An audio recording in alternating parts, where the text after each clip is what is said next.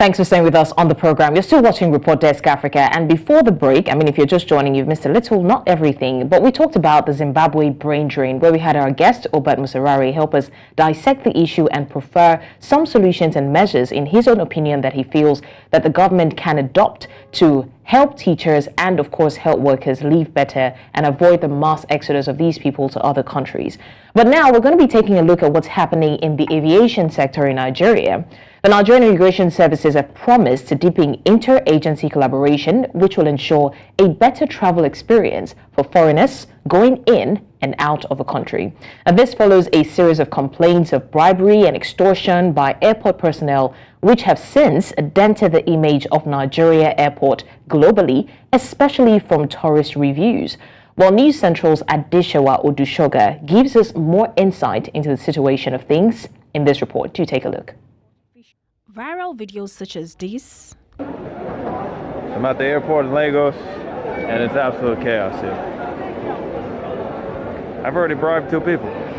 Online reviews on airline and airport review ranking sites like these ones have continually put the image of the country in a very bad light, leaving one to question, with one too many report, the unprofessional conduct of airport officials, some of which include bribery, theft, and in some cases, nasty behavior that leaves travelers with an overall horrible experience. The customer or the passenger that passes through does not know that you are customs or you are immigration or you are... Those agencies don't matter. All they remember is one experience. At an interagency gathering organized by the Nigerian Immigration Service, the NIS revealed that it is encouraging interagency collaboration aimed at improving visitors' impression of personnel at the airport, protecting the country's image, and improving the country's economy. We encourage interagency collaboration. We are one people. We want to speak with one voice. We have one vision and to achieve one goal. To give good impression, people coming into Nigeria, that we are great people. We are hospitable people. We are people of integrity. The porosity of the Nigerian borders with other countries has also been a major setback in fighting the scourge of insecurity in the country, where ineffective control and management have become a serious concern to its citizens. The Nigerian Immigration Service says it is now rolling up its sleeves with the deployment of technology known as the e-gate. Once you are a Nigerian and you are coming in, there is this e-gate. Once you place your passport, you can come in. We read it, you ascertain your identity by placing maybe your hands for fingerprints, and once you are identified, because we have a strong and robust database of our nationals, you can come in with less stress. The 9 international airports spread across Nigeria remains a gateway that creates a first impression for foreigners, expatriates, and even tourists coming in and out of the country. The agencies manning these gateways are being urged to come together in one accord to train their personnel to uphold the country's image and improve border security. Adesewa Odusoga, reporting for News Central. Well, that was a report carefully packaged by Adesewa Odusoga, still talking about the aviation sector and the immigration's attempts to try to make foreigners, not just foreigners now, and even people, traveling with the local airlines have better travel experiences. Now, joining us to discuss this is News Central Television's business correspondent, Perpetua Fasanmi-Peter. Perpetua, thank you so much for joining us. Thank you for having me. It's a pleasure. Now, talking about the aviation sector and the things that happen, from the reports we see that, we've always had cases of maybe bribery or even unruly behavior towards customers. I want to ask you on a personal level, have you ever experienced a situation where you had to bribe someone in the airport, or maybe someone was rude to you, or have you heard these stories? Well, for me, I think I have been very lucky. I've not really experienced that. I think on some occasions when I experienced that, it's just some of these uniformed men, they're trying to show you the way. And at the same time, they are hailing you. You want to use the escalator or something, they are hailing you. You know why they are hailing you? They want you to do something, but I totally ignored that. However, I sort of saw, experiences of people when you see what people are saying online. And apart from that, I think at a particular point in time, this was brought to the fore by the experiences that people had during COVID-19. That was terrible because we had a situation where the NCDC had put in measures to ensure that, people who are coming in, they're not coming in with some disease, and some measures really just to ensure that we are safe. And at the end of the day, we see that these airport officials are circumventing that particular measure, and they're trying to make money for themselves. That was really bad. And I'm sure you saw that video where that guy was wearing a mask and talking. He said so many things, and there are things like, okay, if you do not want to pay for your COVID test, or if you do not want to get tested, or if you do not want to go through the real route, you can pay certain persons. That's really terrible. These are things we're seeing. And apart from that, I think Nigeria just has, let me not say Nigeria, because if I say Nigeria, I'm putting everybody together. But it's unfortunate that when you look at some of our services, you see how unruly some of these service providers can be, especially the ones that are working with the government. It's really terrible what we see happen. I just hope that things can be done, to address these issues. Because when you talk about the airport, that's the gateway into the country. So imagine I'm an investor and I come into the country and you're doing some of these sharp practices and all of this. My first question is, when I set up a company here, is this what my staff are going to be doing? Because of course I'm expected to have staff, from Nigeria here. It sort of messes with my thinking as an investor, and I'm wondering what is going to happen when I set up a business here. Basically, that's it. Well, now, of course, for the both of you ladies, now, my question now is that, just like we saw in that report, right? The report was talking about the collaboration between the various agencies at the airport. Is this a problem of, too many agencies working in silos and such, their bad behaviors, or the bad behavior of one agency is affecting the other? Or is it just that the individuals in the various agencies are generally badly behaved? Because at the airports, we have the Nigerian Immigration Service, you have the Nigerian Customs Service, you have the Nigerian National Drug Law Enforcement Agency, NDLEA, you have the police, you have the Air Force, and so forth and so on. You have FAN, Federal Airport Federal Airport Authority of Nigeria, and a host of others. Sometimes you get confused by the various numbers and designs of uniforms that you get to see at the airport. So is it that there are too many agencies working such that they work in silos and it gets a bit confusing, or that the staff of these agencies are just badly behaved such that they either want to collect monies before they can lend services, or they just get lackadaisical in their actions?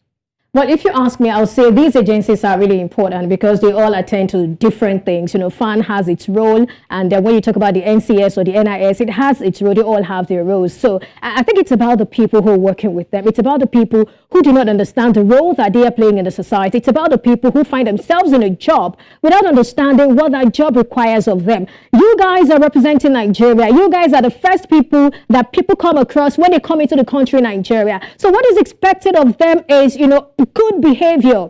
What is expected of them is to sell Nigeria to people and make people realize that, or make people think or feel that Nigeria is hospitable, that Nigeria is welcoming, Nigeria is the place you want to do business. But with behavior such as this, it's sort of discouraging. It has nothing to do with having this multiplicity of agencies. They're all attending to one thing or the other. It's about the individuals. It's about the people who think that you're rich. I mean, for you to be able to travel by air, that means you're rich. So if you're rich, you should be able to drop something for them. But hey, I do not have to drop anything for you because you're working here, right? And then you're being paid. So why should I give you extra tip, or why should you even, deceive me or just do some funny things just to get me to pay you extra? For what?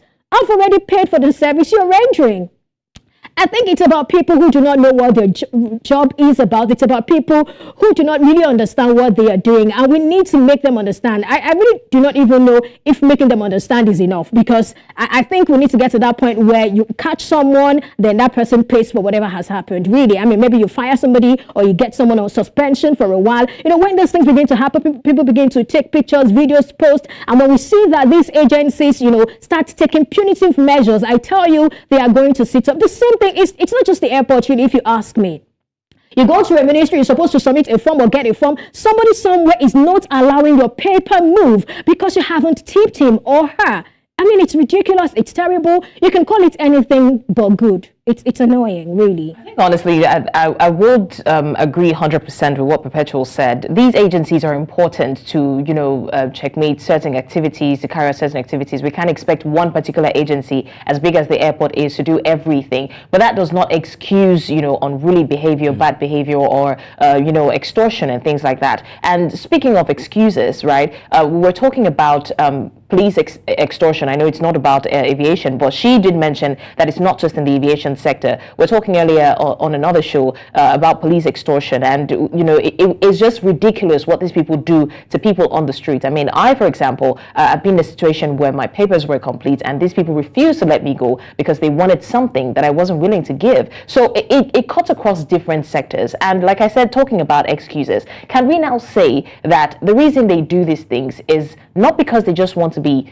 individually agitated, but because sometimes conditions, like Nigerians would say, condition I make crayfish bend, the situation they find themselves in, lack of proper payment, you know how the salary structures in Nigeria usually is. So can we say it's because of the lack of adequate salary, or they're not getting paid enough, that makes them do what they do, especially in terms of extortion? I wouldn't say that it excuses a bad habit, but if you look deeply into it, it also could be. They say a hungry man is an angry man. So, Perpetua, what do you think about that? All right. If a hungry man is an angry man, then that hungry man should probably get more certifications. So that hungry man can get a better job that can put food on the table, more food on the table, more money in the pocket. So I shouldn't give you an excuse for misbehavior. If you're not well paid in a job, get a better job, get certification, get a better job. If a better job is not coming, keep being well behaved. There are people who have, gotten bigger jobs just by being well behaved. I mean, you meet someone, the person is so courteous, the person is so amazing, and then you're in a boardroom, they're talking about something, and then you're like, oh, I saw someone, but that girl is good, that guy is good. I think I would like him to be a part of this. This has happened countless times, really. So what are we talking about? If you've got dignity, there's dignity in work.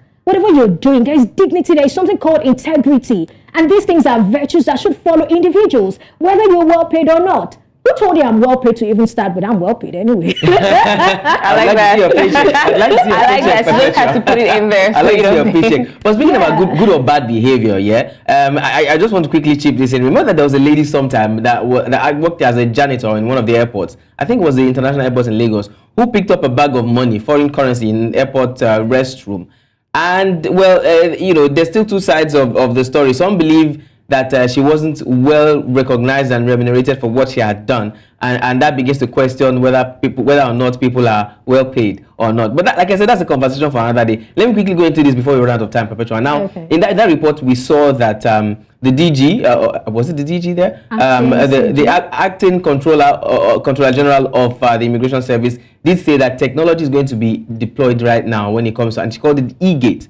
Right, it captures your fingerprints or your bio data and then runs it through the system and all of that. But we know that technology is manned by human beings.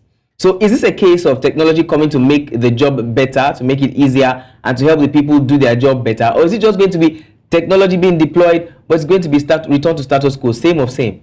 Well, technology is good. It's an improvement on, service, and what we're talking about is service generally, service delivery, quality and good service. And if that is going to reduce, human interaction, that's beautiful and amazing. But beyond this technology, we should also ensure that our staff do the right thing. We need to make them understand that they are the first people, they are the first set of people that people come in contact with when they come into the country. And so they're supposed to give their very best. They're supposed, if it means that we probably need to raise whatever they are earning, maybe we need to make them understand the dignity of work. Maybe we need to let them know that they are not ordinary people. Maybe it's just something about the psyche, making them understand that they are much more than they think that they are. Really, maybe it's going to help them. But I tell you something, technology is going to help to some extent. It's going to reduce human interaction, but that doesn't make those people better. The moment there is a slip, the moment there is a loophole, they are going to exploit it and exploit people. Well, thank you so much, Perpetua. I would like to quickly chip in there that a lot of people in Nigeria do not wait for loopholes, they create it. Exactly. It always happens. And when you spoke with so much energy and vigor, I just hope that nobody accosts you at the airport to ask for anything. I can tell what you're going to give them. Anyways, thank you so much, Perpetua, Fasanmi-Peter, for joining us on this particular report.